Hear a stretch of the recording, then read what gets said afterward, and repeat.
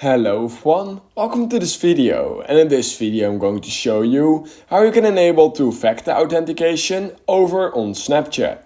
So in order to do this, it's quite easy. So first of all, open Snapchat just like this, and once you've done that, go to the top left corner of the screen at your Bitmoji.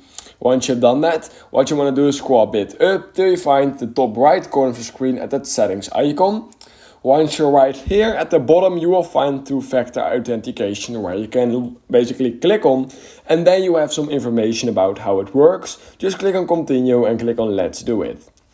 Once you've done that, you can either enable two-factor authentication using an authentication app or using your phone number.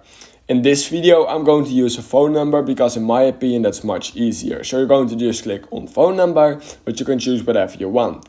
Once you've done that, what you need to do is type in your phone number, so that's quickly what I'm going to do right now. Alright, once you've typed in your phone number, you can simply click on verify, and basically once you've done that, you will need to get a verification code from your messages. We can already see that I got mine over on my keyboard basically, so I can click on that.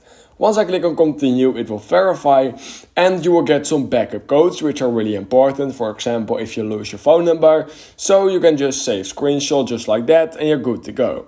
Once you've done that, go to the top right corner of your screen and click on next, and then what you can do is click on skip, and basically once you've done that, you will notice that two-factor authentication is currently enabled, and that's all you need to do.